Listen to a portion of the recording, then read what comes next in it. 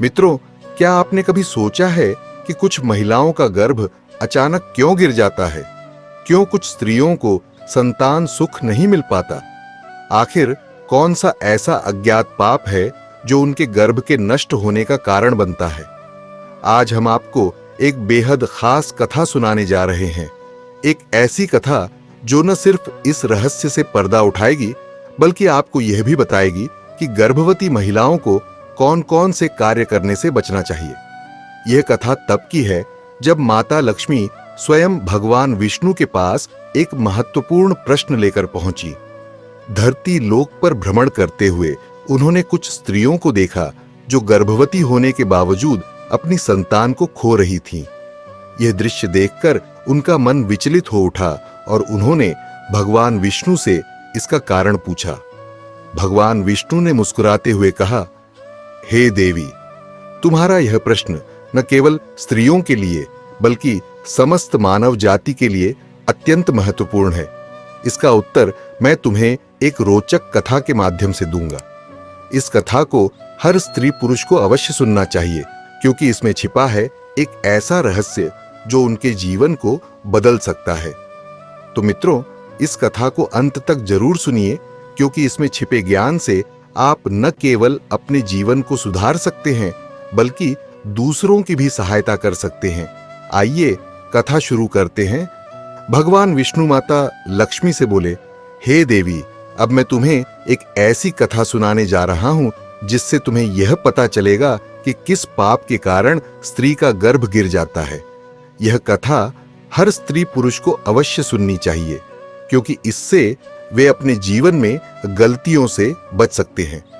प्राचीन समय में एक नगर में एक अत्यंत धनवान सेठ रहता था। उसके पास अपार धन संपत्ति थी और किसी भी वस्तु की कमी नहीं थी। उसकी एकमात्र संतान थी रूपवती, जो सौंदर्य और संस्कारों में अद्वितीय थी। जब रूपवती विवाह योग्य हुई तो सेठ ने एक उत्तम वर देखकर उसका विवाह एक प्रतिष्ठित वैश्य परिवार के युवक संजय से कर दिया। विवाह के पश्चात रूपवती अपने ससुराल में सुखपूर्वक रहने लगी। वह अपने पति से अत्यंत प्रेम करती थी, किंतु उसकी सास सुनंदा अत्यंत लोभी और चालाक थी। प्रारंभ में सुनंदा रूपवती से अत्यधिक प्रेम और सम्मान का दिखावा करती थी, किंतु उसका असली उद्देश्य कुछ और था। वह जानती थी कि रूपवती के मायके में अथाह धन संपत्ति है और इसी कारण वह उसे मायके से बहुमूल्य वस्तुएं लाने के लिए उकसाती रहती थी। भोली भाली रूपवती अपनी सास की बातों में आ जाती और पिता से समय समय पर सोना चांदी, घोड़े, बैल, अनाज आदि मंगवाती रही। उसका पिता भी अपनी बेटी की खुशी के लिए मना नहीं करता था और हर बार नई नई वस्तुएं भेज देता था। इस प्रकार सुनंदा का लालच दिन प्रतिदिन बढ़ता जा रहा था। वह चाहती थी कि रूपवती के मायके की समस्त संपत्ति उसकी हो जाए। कुछ वर्षों बाद रूपवती गर्भवती हो गई। यह सुनकर उसकी सास सुनंदा अत्यंत प्रसन्न हुई।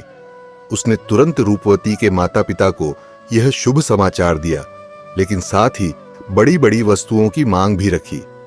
रूपवती के पिता, जो अपनी बेटी से अत्यंत स्नेह करते थे, आनंदित होकर सोने के कंगन, कीमती आभूषण, मिठाइयां और अन्य बहुमूल्य वस्तुएं लेकर अपनी बेटी के ससुराल पहुंचे। गर्भावस्था में रूपवती का विशेष ध्यान रखा जाने लगा। आराम करने देती, स्वादिष्ट फल फूल खिलाती और स्वयं घर के सारे कार्य संभालती। यह देखकर रूपवती को लगा कि उसकी सास का हृदय वास्तव में कोमल और दयालु है, किंतु वह यह नहीं जानती थी कि यह सब केवल एक स्वार्थी योजना का हिस्सा था। कुछ महीनों बाद अचानक एक दिन रूपवती का गर्भ गिर गया। यह सुनकर उसकी सास आग बबूला हो गई। उसने क्रोधित स्वर में कहा, अरे पापिन, ऐसा कौन सा पाप किया था तूने जो तेरा बच्चा जन्म से पहले ही मर गया? न जाने मेरे बेटे ने तुझ जैसी अशुभ स्त्री से विवाह क्यों कर लिया? रूपवती यह सुनकर अत्यंत दुखी हो गई। वह रोते हुए बोली, सासू मां, मैंने कोई पाप नहीं किया है। मैं नहीं जानती कि मेरे साथ ऐसा क्यों हुआ। सुनंदा ने कटु स्वर में कहा, झूठ मत बोल, किसी घोर पाप के कारण ही तेरा गर्भ गिरा है। भगवान विष्णु माता लक्ष्मी से बोले, हे देवी, अब कथा का सबसे महत्वपूर्ण भाग प्रारंभ होता है। इसी से यह रहस्य खुलेगा कि स्त्री का गर्भ गिरने का वास्तविक कारण क्या होता है। ध्यान पूर्वक सुनो। रूपवती के गर्भवती होने की खबर से उसका पति बहुत प्रसन्न हुआ, लेकिन उसकी सास सुनंदा का हृदय अब भी कठोर बना रहा। जब रूपवती ने उसे यह शुभ समाचार सुनाया तो वह कटाक्ष करते हुए बोली, एक बच्चे को तो तू पहले ही खा गई, अब देखना इस बच्चे को जीवित रख पाती है या नहीं। मुझे तुझ पर तनिक भी भरोसा नहीं, क्योंकि मुझे पूरा विश्वास है कि तूने अपने जीवन में कोई भयंकर पाप किया है, तभी तेरा पहला गर्भ गिर गया था। रूपवती चुपचाप खड़ी रही। सास की इन कटु बातों से उसका मन व्यथित हो गया, लेकिन उसने कोई उत्तर नहीं दिया। समय बीतता गया और रूपवती का गर्भ धीरे धीरे बढ़ने लगा। वह गर्भवती होते हुए भी पूरे घर का काम करती, परंतु उसकी सास को उस पर तनिक भी दया नहीं आती थी। दूसरा संतान जन्म और एक नया दूह। 9 महीने पूर्ण होने के पश्चात जब रूपवती ने एक बालक को जन्म दिया तो चारों ओर हर्ष की लहर दौड़ गई। परंतु यह हर्ष अल्पकालिक था। जन्म के तुरंत बाद वह शिशु न तो रोया न ही कोई हलचल दिखाई। जब देखा गया तो वह मृत था। अपने मृत पुत्र को देखकर रूपवती हृदय विदारक स्वर में रोने लगी। जब उसकी सास को इस बात का पता चला तो वह क्रोधित हो उठी और बोली, मैं पहले ही कह रही थी कि तू एक अपशगुनी स्त्री है, तभी तेरा दूसरा बच्चा भी मर गया। अवश्य ही तूने कोई घोर पाप किया होगा, वरना तेरे साथ यह अनर्थ न होता। अब तू मेरे घर में और नहीं रह सकती। अगर तू यहीं रही तो मेरे घर का भी नाश हो जाएगा। रूपवती रोते हुए गिड़गिड़ाने लगी, सासू मां, मैं कहां जाऊं?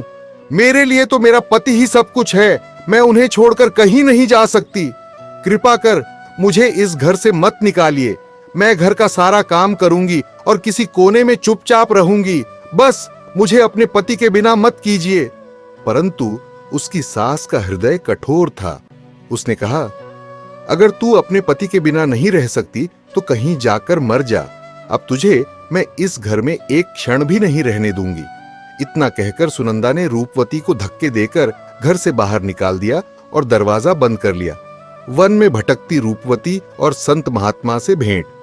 घर से निष्कासित होकर रूपवती निराश होकर सोचने लगी, अब मेरे पास मायके जाने के अलावा कोई विकल्प नहीं है।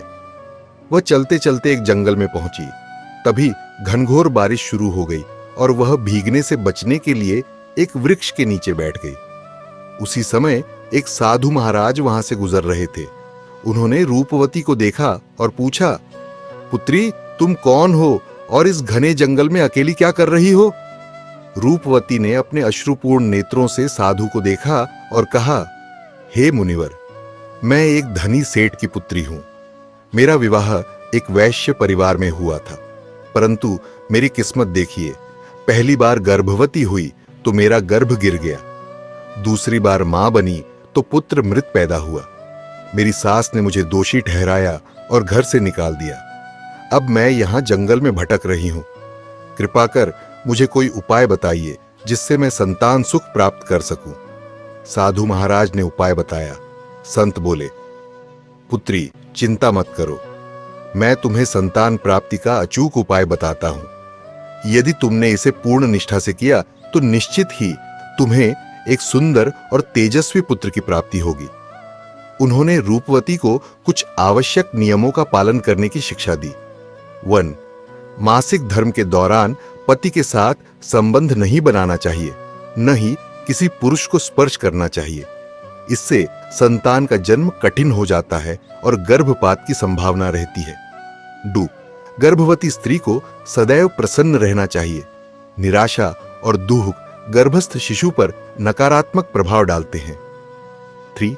भगवान की आराधना करते रहना चाहिए, जिससे संतान में दिव्यता और सात्विकता आती है। 4. कभी भी दूसरे के घर का भोजन नहीं करना चाहिए, क्योंकि इससे गर्भ पर नकारात्मक प्रभाव पड़ता है। 5. डरावनी चीजों को नहीं देखना चाहिए, क्योंकि भय से संतान का मनोबल कमजोर हो सकता है। 6. संतुलित और सात्विक भोजन करना चाहिए, जिससे शिशु स्वस्थ और सद्गुणी बनता है। संत बोले, जो भी स्त्री इन नियमों का पालन करती है उसे उत्तम पुत्र की प्राप्ति होती है, किंतु जो स्त्रियां इन नियमों की अवहेलना करती है उनका गर्भ गिर जाता है। भगवान विष्णु माता लक्ष्मी से बोले, हे देवी, इस प्रकार रूपवती को अपने जीवन में किए गए अनजाने पापों का पश्चाताप हुआ। उसने संत के बताए नियमों का पालन किया और आगे चलकर उसे एक तेजस्वी और दीर्घायु पुत्र की प्राप्ति हुई। साधु महाराज ने रूपवती को पुत्र प्राप्ति के उपाय बताए जिन्हें उसने पूरी निष्ठा से अपनाया। रूपवती ने उन उपायों के अनुसार काम किया और परिणाम स्वरूप उसे एक उत्तम पुत्र की प्राप्ति हुई। वह खुश थी और उसका पति भी अत्यधिक प्रसन्न था। एक दिन रूपवती का पति उसे लेकर घर वापस आया, क्योंकि सास ने उसे ताना मारा था और घर से निकाल दिया था। लेकिन अब रूपवती के पास पुत्र था, तो अब घर लौटने का समय था। घर लौटते ही रूपवती की सास ने देखा कि रूपवती को पुत्र हुआ है। यह देखकर वह अत्यधिक खुश हुई और रूपवती से पूछने लगी, तुझे पुत्र कैसे हुआ? रूपवती ने सास से कहा, जब मुझे घर से निकाला गया था तो मैंने एक ज्ञानी साधु महाराज से पुत्र प्राप्ति का उपाय जाना और वही उपाय करके मुझे पुत्र हुआ है। सास ने यह सुनकर कहा, यदि वह साधु महाराज इतने ज्ञानी हैं तो मुझे यह जानना चाहिए कि हम लोग धनवान कैसे बन सकते हैं। मैं तो तुरंत उनके पास जाऊंगी और उनसे धन प्राप्ति का उपाय पूछूंगी। रूपवती ने सास से कहा, माँ जी, कृपया वहां मत जाइए, क्या पता वह साधु अब वहां मिले या नहीं। लेकिन सास ने उसकी बातों की अवहेलना करते हुए कहा, नहीं, मैं तो जाऊंगी और धन पाने का उपाय पूछ कर आऊंगी। सास ने जंगल की ओर रुख किया। रास्ते में उसे एक शेर दिखाई दिया, जिसे देखकर वह डर गई। शेर ने उसकी ओर बढ़ते हुए कहा, तू बहुत दुष्ट स्वभाव की है और मुझे तुझे खाकर तृप्ति मिलेगी। सास डरते हुए शेर से बोली, हे शेरराज, तुम मुझे क्यों खाना चाहते हो? तुम्हें मुझे खाकर क्या मिलेगा? शेर ने कहा, तू अपनी बहू के साथ अत्याचार करती है, इसीलिए मुझे तुझे खाकर तृप्ति मिलेगी। इतना कहकर शेर ने सास को खा लिया। उसकी मृत्यु हो गई और यमराज के दूत उसे यमलोक ले आए। यमराज के दरबार में चित्रगुप्त ने उसकी जीवन कथा का लेखा जोखा देखा और कहा, हे धर्मराज, यह स्त्री बहुत पापी थी। अपने जीवन में उसने बहुत घोर पाप किए हैं। यह स्त्री अपनी बहू पर अत्याचार करती थी, जो उसके पापों का मुख्य कारण था। मित्रों, कर्मों का फल अवश्य मिलता है। जिस स्त्री ने अपनी बहू के साथ अन्याय किया, उसे अपने पापों का दंड भुगतना पड़ा। यमराज ने उसे नरक में डालने का आदेश दिया, जबकि दूसरी ओर रूपवती ने साधु द्वारा बताए गए नियमों का पालन किया और उसे उत्तम संतान की प्राप्ति हुई। माता लक्ष्मी को जिज्ञासा हुई, प्रभु, वे कौन सी स्त्रियां हैं जिन्हें पुत्र सुख नहीं मिलता, और वे ऐसा कौन सा पाप करती हैं जिससे उनका जीवन संतानहीन रह जाता है? भगवान विष्णु ने उत्तर दिया, वे स्त्रियां जो अपने पति का आदर नहीं करती, उनसे हमेशा झगड़ा करती हैं और घर में केवल अपनी मनमानी चलाती है, उनके भाग्य में पुत्र की प्राप्ति नहीं होती। यदि वे संतान सुख चाहती हैं तो उन्हें अपने पति का सम्मान करना चाहिए, घर में शांति बनाए रखनी चाहिए और प्रेम पूर्वक जीवन व्यतीत करना चाहिए। तभी वे संतान सुख प्राप्त कर सकती हैं।